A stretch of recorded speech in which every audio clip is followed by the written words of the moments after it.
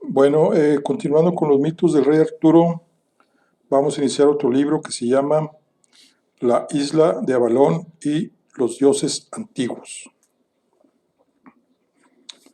Bueno, vamos a ver. La isla de Avalón y los dioses antiguos. Vamos con el capítulo 1, que se llama La espada del sol. En aquel tiempo el mundo era joven y abundaban los parajes que permanecían intactos, pristinos vergeles. Ha llegado.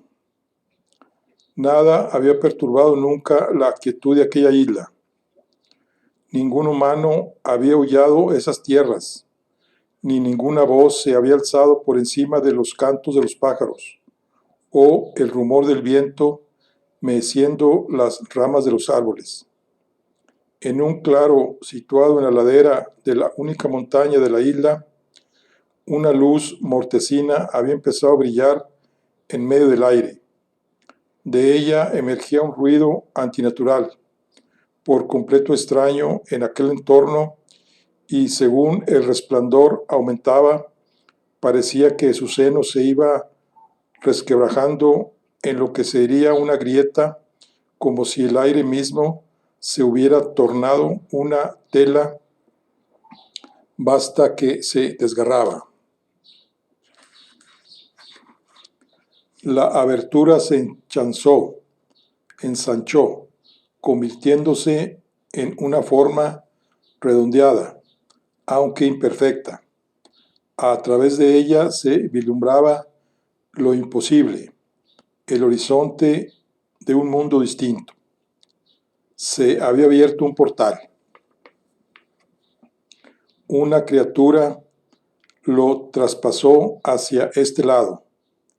Se trataba de una figura femenina, si bien muy distinta a las mujeres humanas, muy alta, dolorosamente hermosa. No solo era bella porque sus cabellos oscuros fluyeran como el agua sobre sus hombros, ni por su piel cálida y deslumbrante. Lo que la volvía en verdad sublime eran sus ojos, pues transmitían una determinación que hacía imponente su presencia, a pesar de su aparente juventud, una presencia que habría doblegado la voluntad de cualquier humano con el que se cruzara. La esplendorosa joven se arrodilló, tocó el suelo con las palmas de la mano y, cerrando los ojos, susurró unas palabras en un idioma desconocido, que ninguna criatura habría entendido en la nueva realidad a la que había pasado. Y sucedió que, en el preciso instante en que pronunció lo que parecía la última palabra, el sonido que, sin lugar a dudas, ponía fin a la salmodia, se levantó una rápida brisa que agitó sus ligeras vestimentas y su oscura cabellera. Pero aquel viento no venía desde la costa, sino que provenía de cada uno de los extremos de la isla y convergía justo en aquel punto en el que se encontraba la maravillosa criatura. Tras unos breves segundos, el aire volvió a detenerse. La figura femenina dirigió una mirada segura al interior del portal y con un gesto invitó a que la siguieran quienes estaban aún en el otro lado. Entonces, uno por uno, fueron cruzando la puerta aquellos seres que hollaban por primera vez, venidos de otra realidad, el mundo de los humanos, un mundo que aparecía ante sus ojos magnífico, generoso, no solo por acogerlos en un momento desesperado, en su mayor necesidad, sino porque el paisaje exuberante que se abría ante ellos rebosaba de árboles cargados de frutos. Aún no tenían conciencia de ello, pero habían arribado a la isla que un día llamarían con una palabra de su propio idioma, Avalon. La capa verde, como el musgo, caracoleaba furiosamente a su espalda mientras Dala cabalgaba a lomos de su caballo hacia la ciudad de Jorias. Su compañera Ezra iba a su lado sobre su montura, con la capucha cerrada y una expresión ceñuda de concentración. Las apretadas trenzas de su pelo albo saliendo de la oscuridad del capuz. Como el resto de los líderes de la rebelión organizada por el rey Nuada, los Fomori habían puesto precio a sus cabezas y no podían arriesgarse a ser reconocidas en cualquier camino. Con la angustia instalada en el pecho, pero decididas, las dos druidesas cruzaban un páramo vasto y desolado, que antaño había sido muy distinto. Aquel territorio había sido rico y hermoso, con Gorias erigida en el centro de un inmenso océano de prados y suaves colinas, donde siempre había pasto para los animales. La tierra era fértil y llovía de manera suave y amable. Ansiosa como estaba, Dalha no podía dejar de recitar en su cabeza los antiguos versos que todos los Fialzais, los historiadores de su pueblo, aprendían como primera lección. Desde que tenía uso de razón, se había consagrado a aprender, a registrar, conservar y transmitir la historia de los Tatua de Danán, el pueblo de Danú. Siempre la había reconfortado reconocerse a sí misma en el relato de su gente. Con el tiempo, además, había descubierto que repasar aquellos primeros versos como una letanía la ayudaba a calmar la cabeza y serenar el espíritu. Aquel día tenía la necesidad de refrescarlos en su memoria, sentirlos en su interior, para poder comprender bien todo lo que estaba viendo y viviendo. Tal vez de ese modo, asimismo, sería más capaz de saber qué habría de hacer en adelante. Para ella, la historia de los Tuatha siempre sería una canción que empezaba con una nota pura, rompiendo la oscuridad de un mundo seco y consumido, y 4 motas de luz cayendo desde un cielo infinito. 4 potencias femeninas que dividieron su mundo en 4 reinos, conectados entre sí de manera caprichosa. Eran Fonmu, la potencia del fuego; Nemed, la potencia del aire; Fira, la potencia de la tierra; y por fin Danu, la potencia del agua. Repetimos, eran Fonmu, la potencia del fuego; Nemed, la potencia del aire; Fira, la potencia de la tierra; y por fin Danu, la potencia del agua. Cada una de ellas levantó su propio reino: Silab Iraim, Ar Machá, Mag Tuired y Tir Nanob, y en sus respectivos dominios sembraron la vida y crearon cada cual su propio pueblo: los Fomori, los Nemeni, los Firbolg y los Tuata. Los druidas llamaban a aquello la era del despertar, cuando los Tuata medraban en el jardín que Danu había creado para ellos y comenzaban a aprender a sacar provecho de los dones que la diosa les había otorgado. Guiados por Dagda, llamado el buen padre de todos los Tuata, pues era la primera criatura a la que Danu había dado vida. Las dos druidesas levantaron la mirada y vieron el contorno de la gran villa de Gorias dibujarse en el llano inmenso. Gorias era la ciudad más septentrional de los Tuata, según los mensajes que habían recibido de los centinelas de los puestos del norte. Los Fomori no tardarían mucho en llegar a ella para sofocar la rebelión. El día anterior había empezado a cruzarse con los primeros tuatas que abandonaban la ciudad, huyendo en carros bien cargados y equipados para un largo viaje. Aquellos eran los que habían tenido la precaución de prepararse para lo peor. Se habían puesto en marcha en cuanto había empezado a correr la noticia de que sus tiránicos gobernantes Fomori, sus conquistadores, volvían a la ciudad para darles un escarmiento. Las dos druidesas siguieron cruzándose con gentes que huían durante toda la noche y a lo largo de la mañana.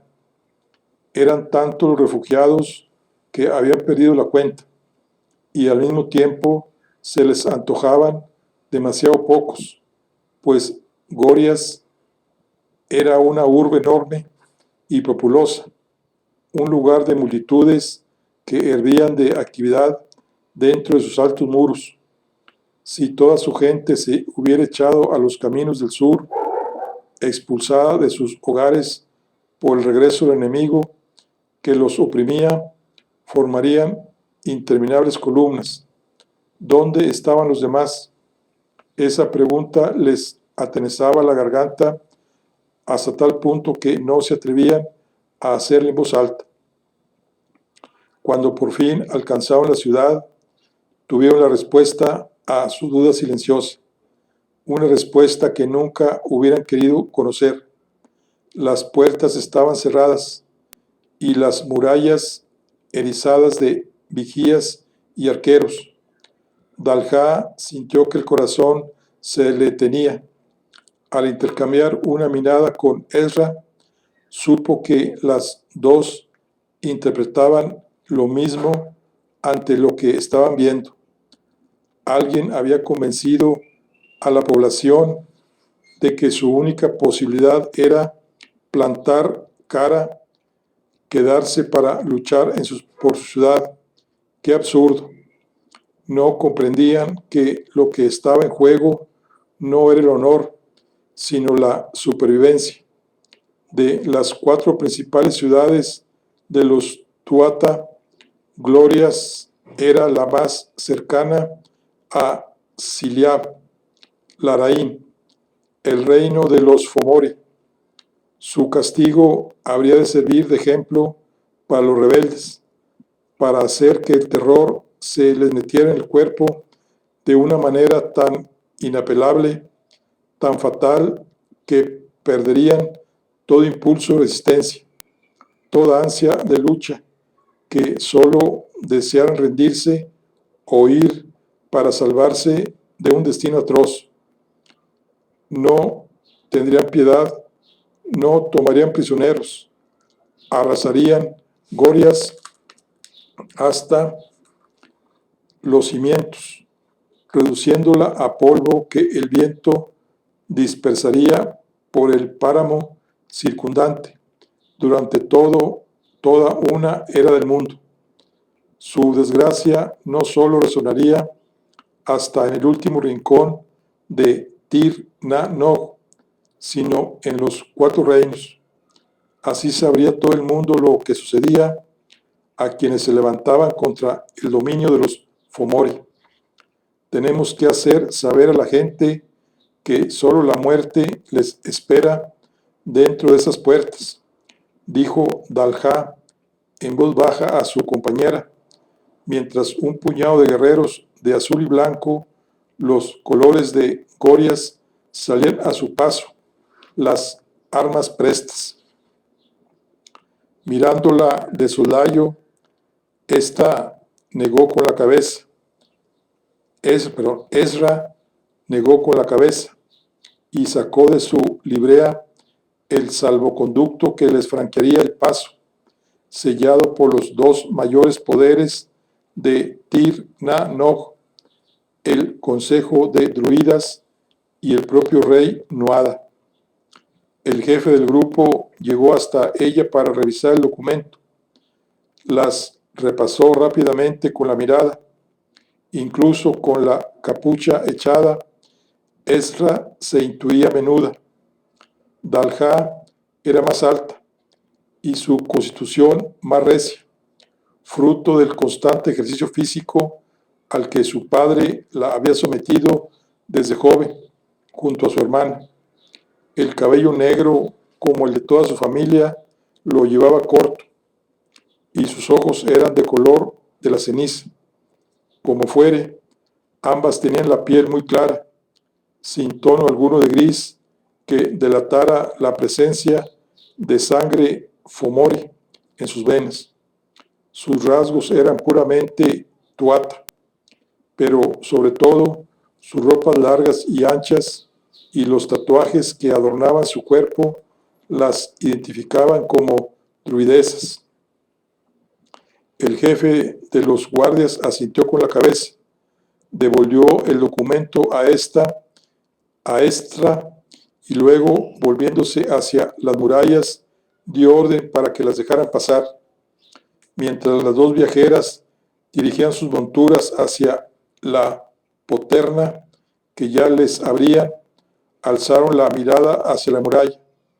Entre las almenas se adivinaban rostros demasiado jóvenes o demasiados viejos, todos ellos maltrechos por el hambre y atormentados por el miedo. Fue entonces cuando Ezra pensó que debía explicarle a Dalha por qué era mejor que se callara. No sé si saldremos de aquí con vida, pero sí sé que es tanto lo que está en juego que no nos podemos permitir preocuparnos por los que ya están muertos.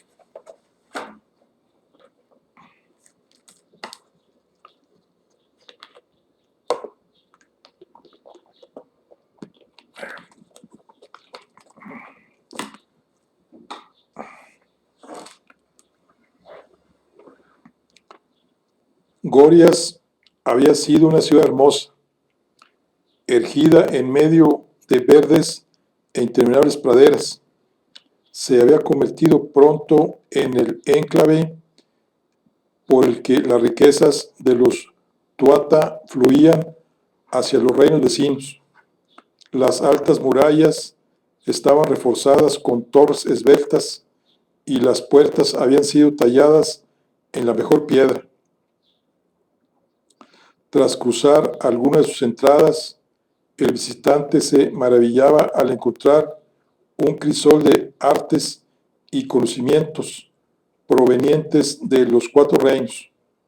Ahí donde mirara, vería muros decorados con frescos y relieves de sobrecogedora delicadeza, avenidas que permanecían a la sombra de grandes encinas y robles cuidados con esmero, y en las numerosas plazas donde los druidas se reunían al anochecer, jardines que se mantenían siempre en flor, cual fuera la estación. Por el entremado de sus calles, siempre exultantes de vida, artesanos y comerciantes ofrecían todo tipo de objetos y mercancías a quien se aventurara en su laberinto infinito. Las druidesas caminaban con urgencia, Por callejuelas ahora te estás de gente de aspecto desdichado, miserable, el ánimo hundido, el miedo y la desesperación impregnaban la ruina en que se habían convertido Gorias. Sus grandes avenidas habían desaparecido hacía mucho, ocupadas por casuchas construidas con desechos y tiendas improvisadas. Las casas se apelotonaban a ambos lados de cintas de lodo y excrementos, ruinosas, llenas de ventanas rotas y puertas reparadas decenas de veces. Dalha apretó los puños mientras se esforzaba en seguir el paso apresurado de Ezra. Nada de aquello debería haber pasado.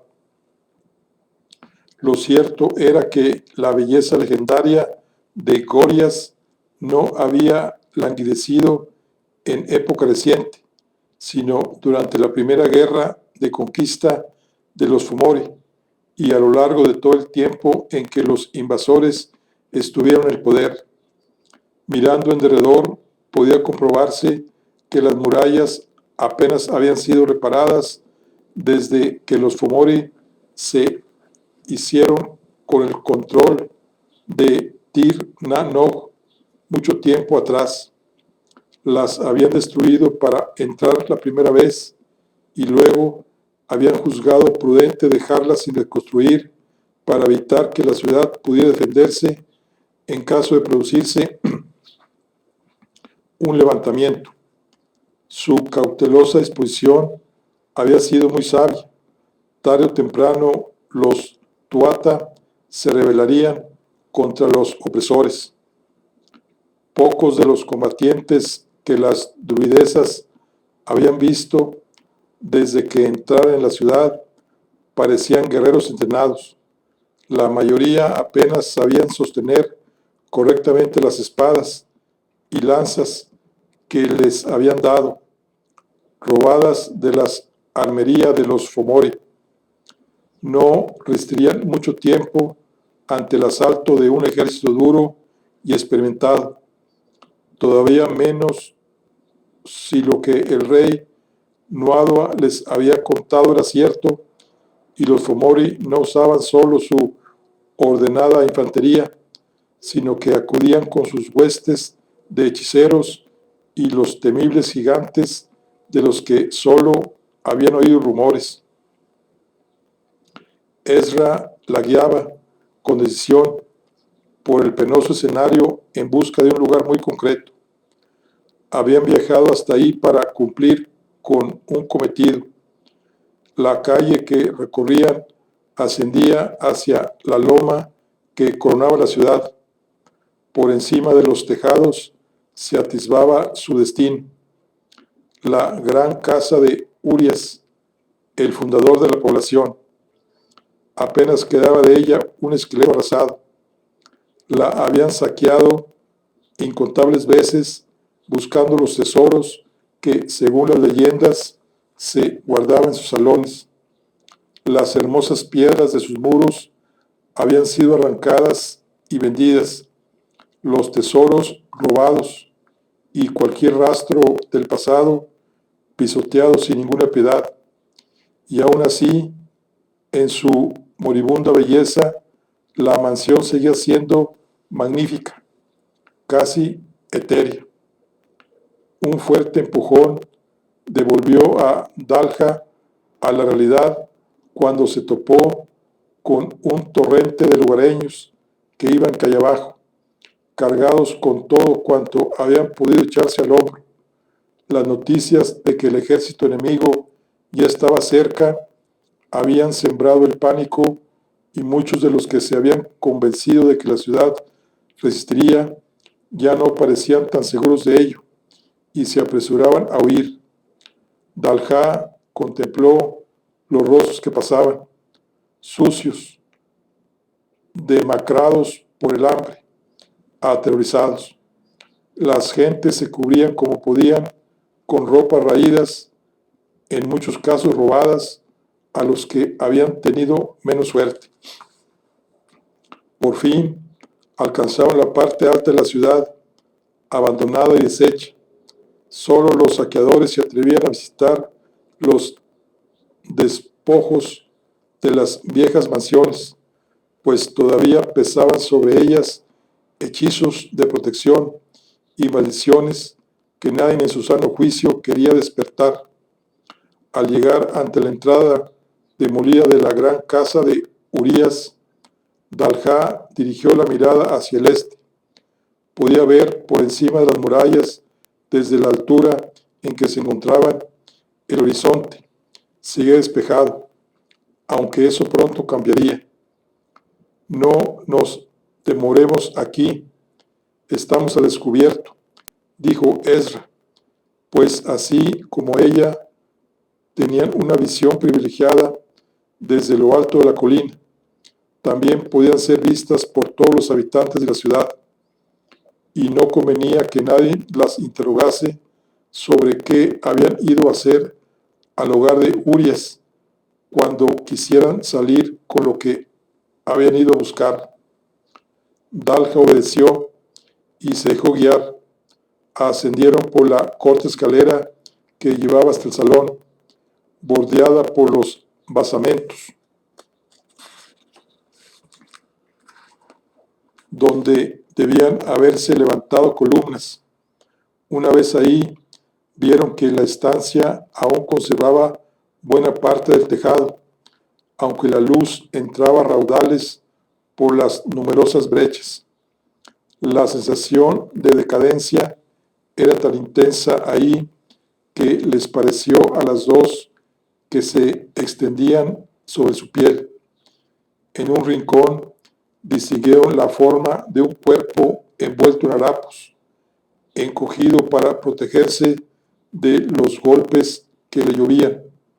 Su quietud les encogió el corazón. ¿Quién había sido? ¿Por qué había muerto ahí? ¿Por qué nadie se había hecho cargo de los restos? El tesoro está abajo, dijo Ezra. Pasando junto a los despojos derrumbados del techo, se dirigieron a una escalera que parecía hundirse en las entrañas de la colina. Antes de bajar por ella, Ezra hizo un gesto suave con la mano, por efecto del cual una pequeña esfera de luz cobró vida delante de ella. Era una hechicera, una druidesa, que dominaba una magia que escapaba a la comprensión de su compañera de viaje. Dalha, por su parte, sentía afinidad con los elementos naturales. Podía lograr que olvidaran temporalmente el carácter que les era propio y obedecieran su voluntad. Pero Ezra era capaz de prodigios que estaban al alcance de muy pocos tuatas o fumores. Igual que ella manipulaba el fuego o el viento, Ezra podía manipular a su antojo el espacio y las fuerzas que mueven lo existente. Bajaron peldaño a peldaño, muy cautas, pues dudaban del buen estado de la bóveda subterránea que soportaba el peso del salón. Abajo hallaron un túnel con cámaras a ambos lados que debían de haber servido de despensa o bodega.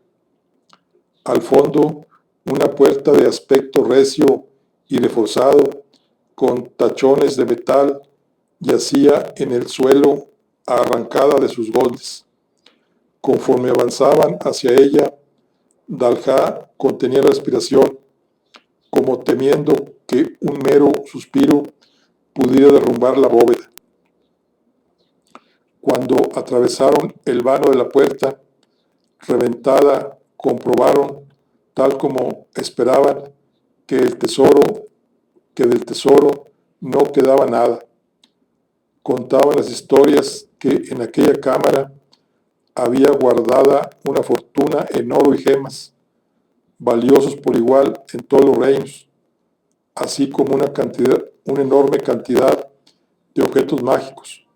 Sin duda, toda esa riqueza había ido a parar a manos de los Fomori, toda salvo un tesoro, el más importante, el más poderoso, Claide-Jans Soluis, la espada del rey Nuada.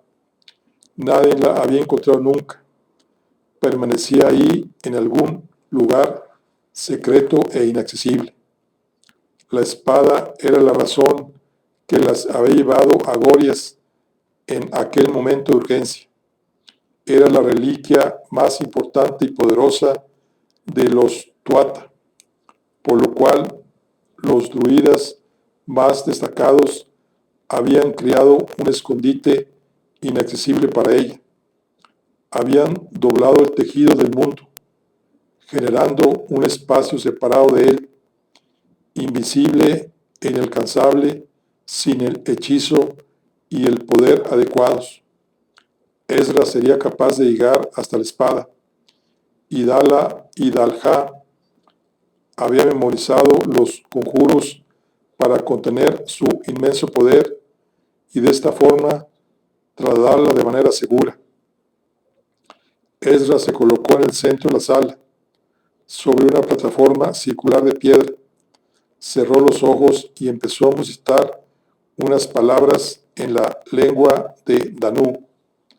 Al escuchar su murmullo, Dalha tuvo un estremecimiento, la sensación de que un engranaje que no podía percibir se ponía en marcha.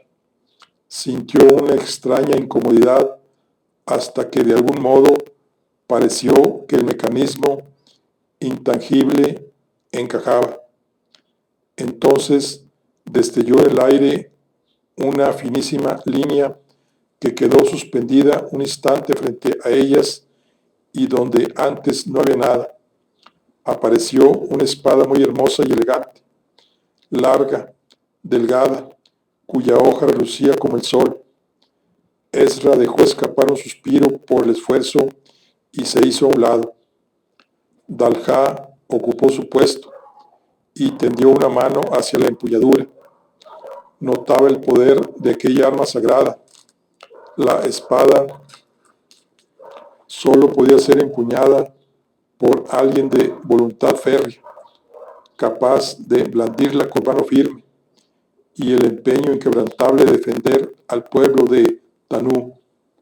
Según la leyenda que Dalha conocía a la perfección, si flaqueaba en el momento de esgrimirla, si la espada no la consideraba digna, la propia fuerza de Claideham Soluis consumiría su cuerpo hasta convertirlo al instante en un montón de cenizas.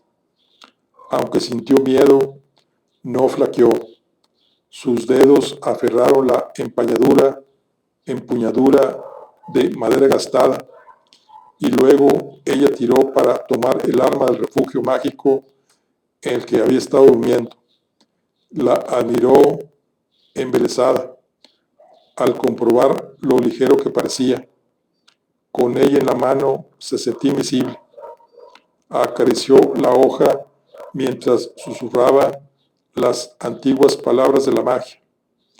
Para Dalha, cada verso era un hilo tendido hacia el porvenir y cada estrofa el nudo que lo aseguraba.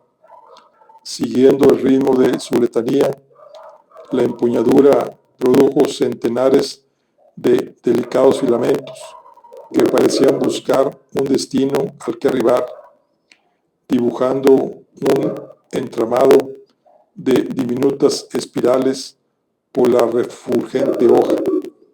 Cuando ella terminó de tejer el hechizo, se había conformado alrededor de la hoja una vaina de cuero y metal que ocultaba el resplandor de la prodigiosa arma. Parecía una bella espada, pero su verdadera naturaleza había desaparecido de la vista. Después de la era del despertar, la historia de los Tuatha proseguía hacia la era de los viajes, cuando Danu les permitió explorar su reino.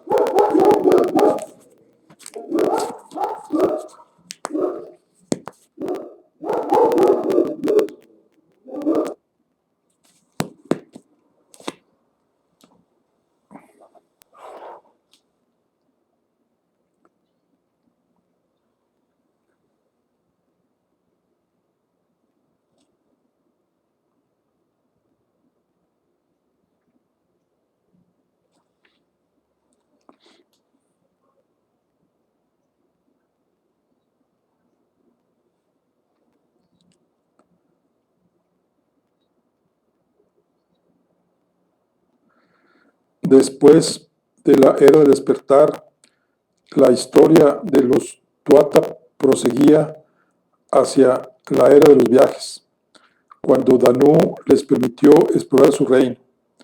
Antes de partir, la diosa les ofreció 4 tesoros que representaban sus deseos y sus bendiciones. Se trataba de una lanza que jamás fallaba el corazón de su objetivo, una espada cuya hoja ardía como el sol y era capaz de cortarlo todo, un caldero que nunca se vaciaba y una roca que era la única autoridad capaz de decidir quién sería el rey legítimo. Cada tesoro se guardó en una ciudad distinta. Alrededor de ellas, la civilización de los Tuatha cobró forma. El pueblo trabajaba y desarrollaba sus artes. Los druidas conservaban el conocimiento, practicaban la magia e impartían justicia. Los guerreros protegían el reino.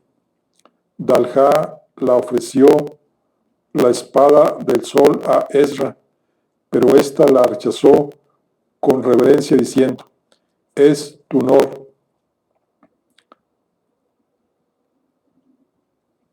Dalhá le correspondió inclinando la cabeza y se siguió la espada al cinto. En ese momento, un temblor sacudió las entrañas de la tierra.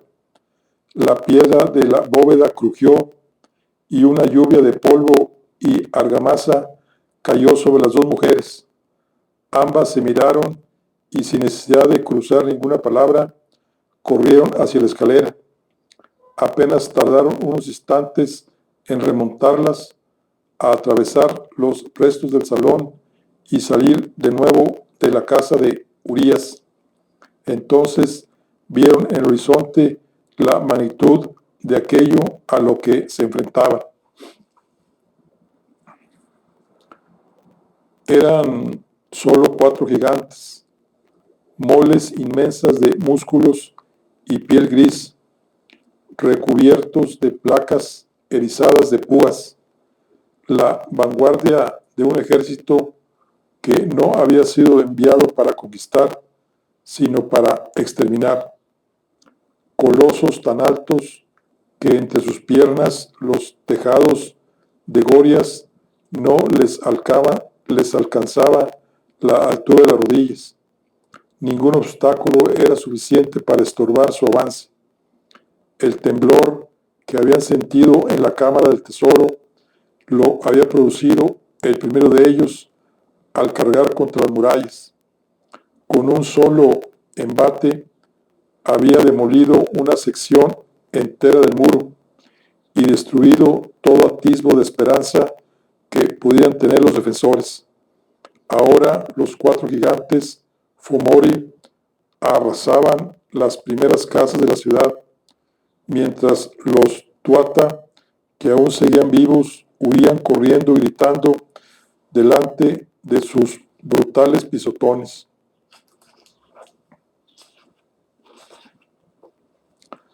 A pesar del horror que le producían, Dalhá no podía apartar los ojos de los gigantes, unas criaturas tan destructivas, tan incontenibles, que no eran meramente guerreros de inmenso tamaño, sino verdaderas armas vivientes, las más poderosas de que disponían los Fomori.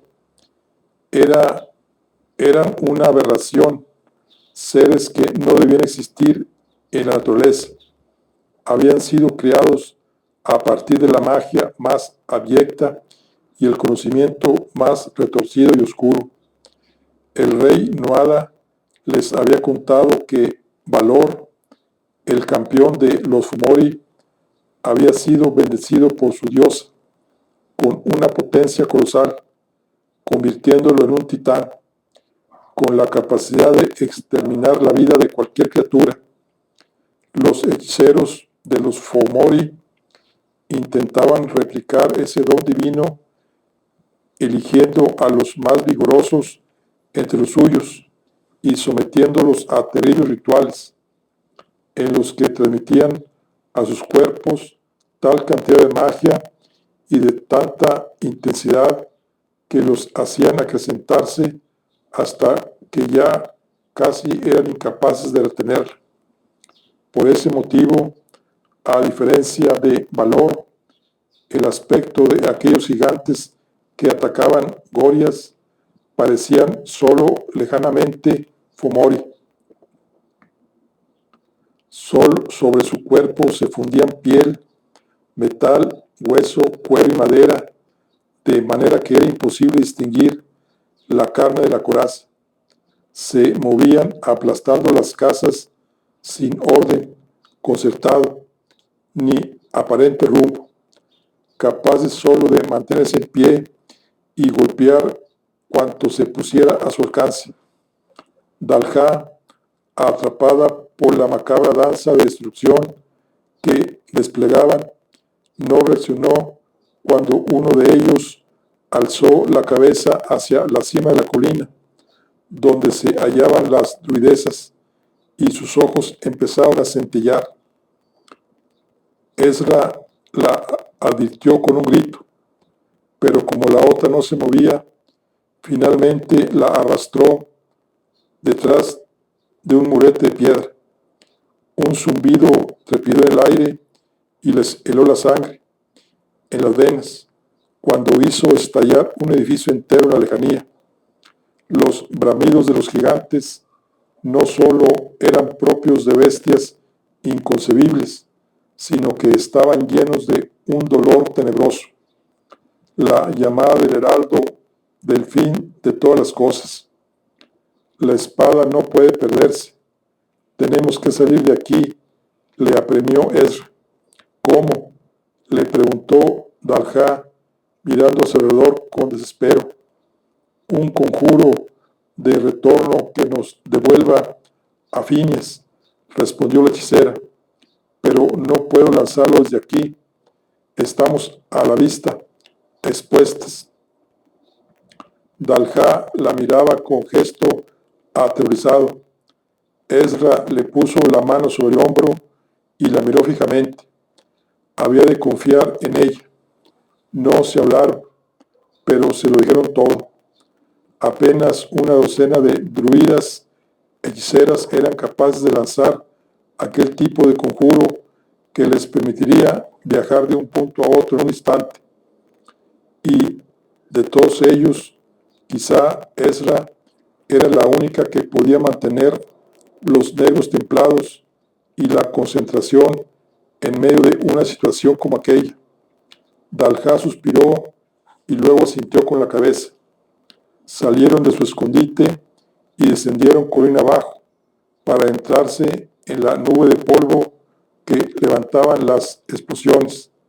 Se abría un camino entre los escombros de los edificios derrumbados. A lo lejos resonaba el choque de aceros, los gritos y los lamentos.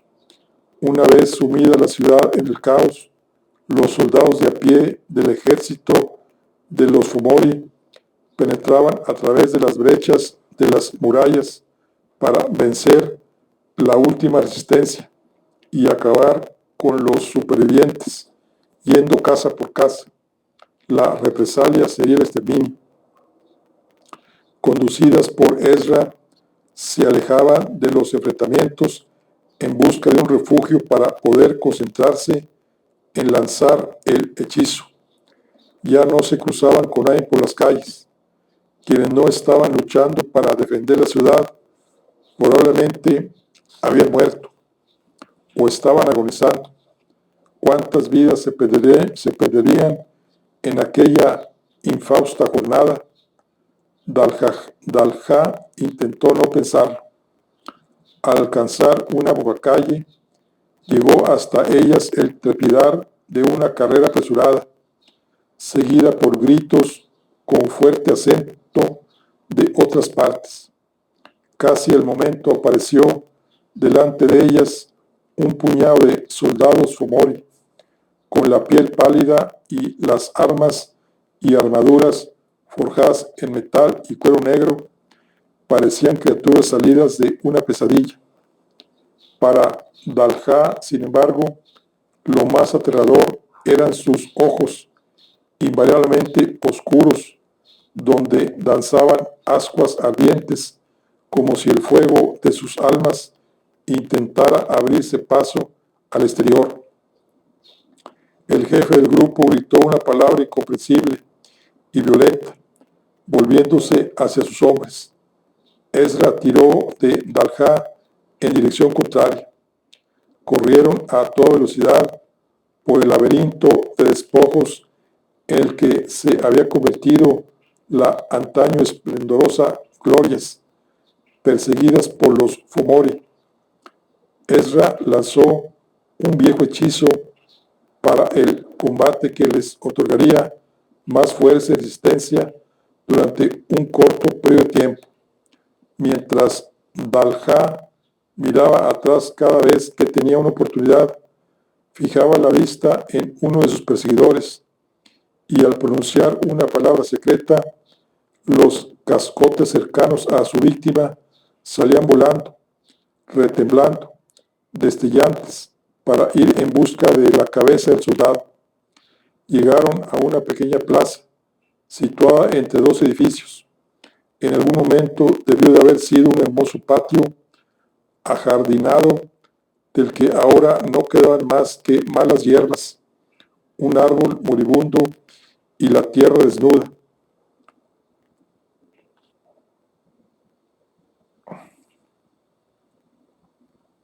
Al verse ahí, Dalha temió que fueran a quedarse atrapadas, pero entonces vio que Ezra preparaba ya el hechizo. La única entrada a la plaza era el corto corredor que acababan de recorrer. Ahí está, podía intentar contener a los soldados mientras Ezra llevaba a término el sortilegio.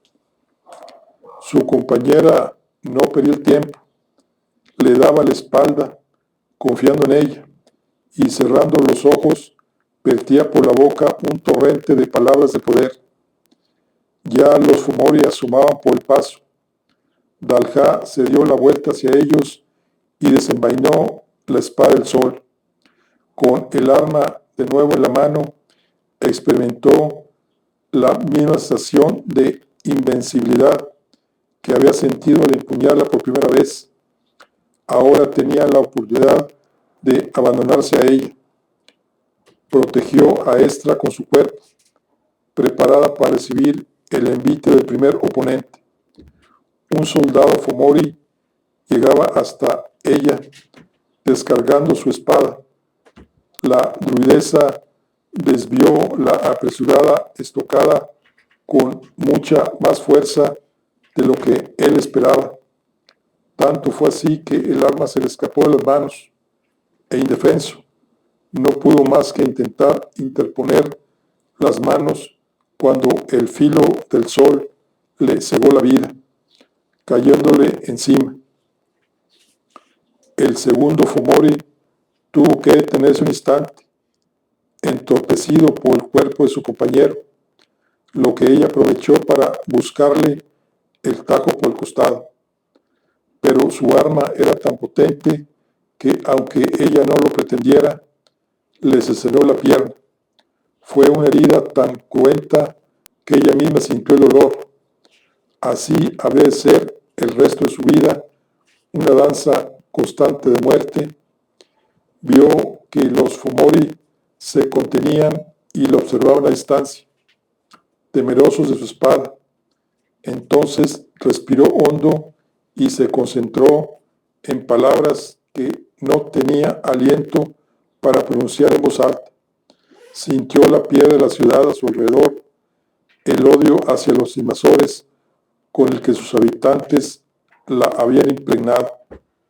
No fue difícil despertarla de su letargo y animarla a saciar ese sentimiento.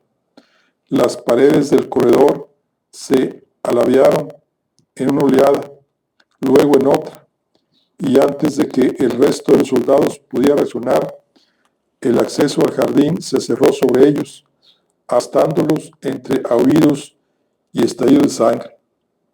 Al volverse hacia su compañera, Dalha vio que, rodeando a Ezra, levitaba el residuo de un campo de fuerza de color violáceo, y su compañera avanzaba la mano hacia ella.